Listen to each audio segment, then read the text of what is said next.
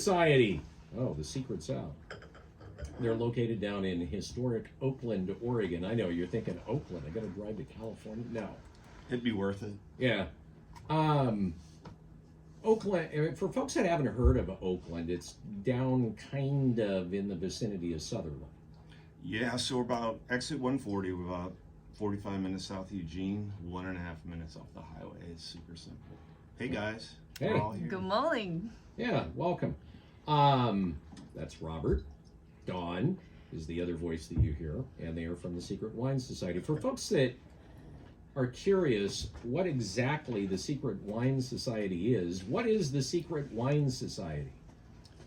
If we told you, no, I'm kidding. Basically, it's a hybrid of a wine bar and a bottle shop. Yeah. And it is actually a society of like-minded wine connoisseurs. And in this case, connoisseurs of beer, sake, and mead. Okay. Beer, sake, and mead. And you've got how many different bottles of, and I'm not talking about just, you got 2,000 bottles of wine and it's all Pinot. I mean, how many different brands, types of wine? Yeah, I see what you're saying. We don't have pallets laying around, although my wife might think we do. It's hidden If I everywhere. really like something, I'd buy a ton of it. But I'd say probably about 300 to 400 different types of wine. Wow. There's a lot. And how many bottles on the wall?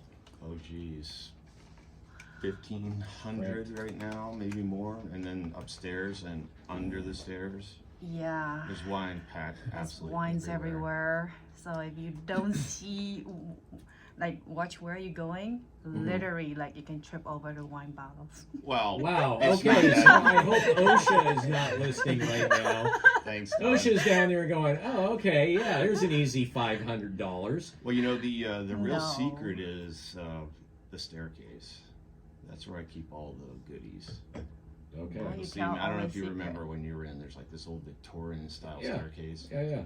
and there's just enough room to squeeze through there, so we can put some boxes down there that need to rest a little bit.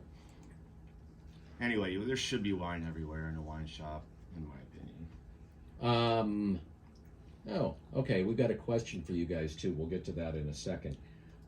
You brought in, and you're starting us with this.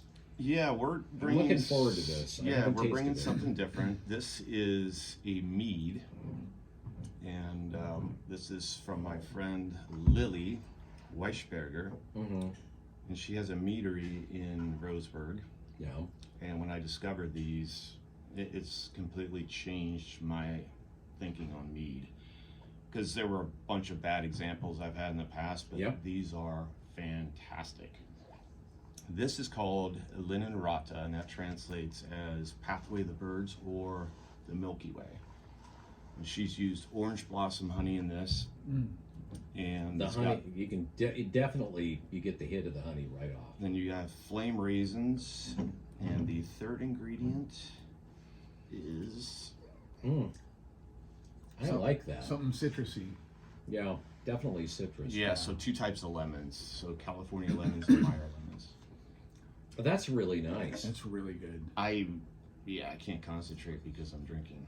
It's, and you were right about. I mean, some meads, it's I don't know. It's just It's like, honey water, too sweet. well, I was gonna say, yeah, it almost tastes kind of cough syrupy. Some of it even sometimes. That's just nice. It's got nice zippy acid, and I like that lemon aftertaste. I would like this on a hot day. So I think she did this short fermentation, No, very quick, right? No, she actually did a regular fermentation on this. So this is Oh, based okay. off of an older Finnish formula. So it was an old short fermentation mead from Finland that they would make to celebrate May Day. Now that particular one, because of the short fermentation, it was sparkling. Now this one's a still, Yeah. but the flavor profile is based on that old mead. That's just delicious. I absolutely love It's this. almost like a spring bouquet. I Yeah. feel like you're walking into a spring I garden. could see this on May Day. It's zippy. She said, Yeah. actually, Yeah. I talked to Lily about the food pairing. She said Mediterranean food. Rob's going to go to Trader Joe's and get some stuffed grape leaves for us. We thought Yeah, about he's on that his just way. after she said that. Man, we have a few cans in the shop. I should have brought some. That would have been great. Wow, and she's local down in Roseburg. She is, and she's got this really nice tasting room, great staff. And if you want to know about mead, she actually teaches a mead course at UC Davis. She's been doing this 20 years. Wow. And she's a good friend of mine. And you call me the wine hunter. She's the honey hunter. She brings in jars of honey Mm-hmm. that are just crazy. Like my favorite was a carrot blossom honey. Carrot. Carrot blossom. Wow. So the stuff she finds is insane, and she's very particular about her ingredients. Only Yeah. the best stuff goes into this mead. I should bring her on because she's got some barrel aged stuff too, which is fantastic. Wow. I finished that one last night, so I Okay, bring it. mention the name of the meadery or her meadery again for folks. If you're down in the Roseburg area or just, down in Douglas County, or you want to head down from Eugene, Springfield, all points north, what's the name of the meadery again? It's called Orin Moore. Orin Moore. Yep, and it's totally an experience. And if you want to learn about me, just go in. The entire staff knows it, but she really knows it. That is just too good. I agree. And you have this in the shop, I'm assuming. I have a few left, but I'm very close to her. I'll be getting more very soon. Okay. But So, honestly, check out their tasting room. It's great, and they have a wider selection and all the crazy stuff. But yeah, loved it. That could very possibly be the best meat I've ever had. Yeah, it's like super refreshing. I just finished my glass. Uh-oh. hey, I did too. What did you say, Don? I say super refreshing. Yeah, Yeah. I was gonna say this to me. I want this like on a hot day. I know I'm looking out at the window, it's so gloomy, but then this like just bright my day. Like Yeah, that's good. So anyway, you can head down there. Of course, Secret Wine Society, Robert and Dawn in. One of our 15 writes this morning off the Chris Dental inbox, 1120 KPNW, would be interested to know if they, that would be you and Dawn, are interested in purchasing wine locally. A friend of mine has an extensive wine collection, some sought after, some less so, some in case quantities, singles, twins. Just curious if you ever put out feelers for interesting product. We do, because there are some people that collect wine and they end up not drinking it, Yeah. or things happen. We would be interested in doing that if it's been stored properly. Yeah. That's really the key. You really have to know exactly what you're getting. I had somebody call the shop and they had a 1997 Cornas, so it's a Syrah. Should have been a big wine, and she's like, I have this bottle. It's from 1997. It's fantastic. I'm like, do you know that? How was it stored? She's like, it was in my garage. I'm Oh, like, no, thank you.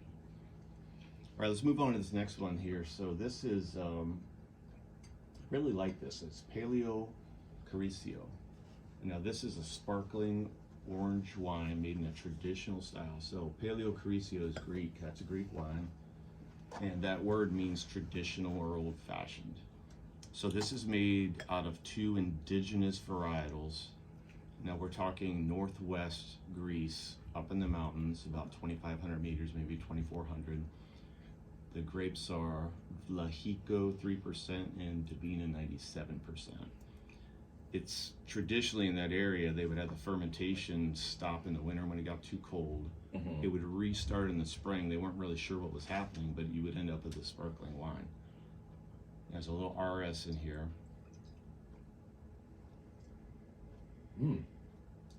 Wow, this is really different. And it's like clove and orange peel. Yeah, I was gonna say there's all sorts of spice going in this. This is interesting. so they were saying that beer drinker would like it too. Yeah, it has a beer-like quality It to does. it, and the amount of carbonation. Yeah, there's almost kind of a little bit, sort of kind of, I don't know if it's a yeast that I'm tasting or something like that, but it does have some sort of beer. I think to me, it's like a yeast. Yeah, kind it's of a that yeasty element. Mm-hmm. That's smells really good too. And I like the hand grenade bottle right in front of you. Right? Yeah, it does. It looks like a German hand grenade from World War II, and you can tell it's from Greece because most of it is written in Greek. That's really good. Like they say, it's all Greek to me, right? And so this is from 2020. Wow. Yeah, it's a kind of a fun one. It's got just a crazy flavor profile. I like the fact that they're using these indigenous grapes that aren't worked with very often.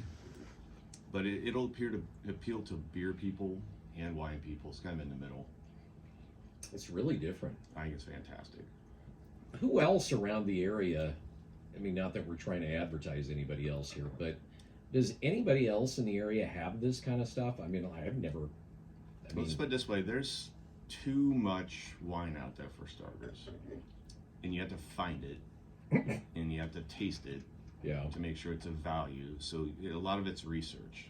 Mm-hmm. You really have to. I mean, I will go to these warehouses and dig through boxes to find stuff for people.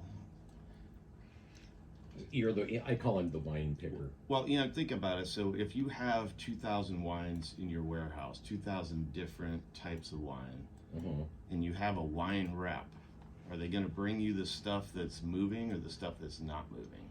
Right. They're bringing you the stuff that they need to move. So you have to think of it this way, and just you learn some of the tricks. And just because it doesn't move doesn't necessarily say anything about the value, the taste of the wine. That's right. So, well, it could, Right.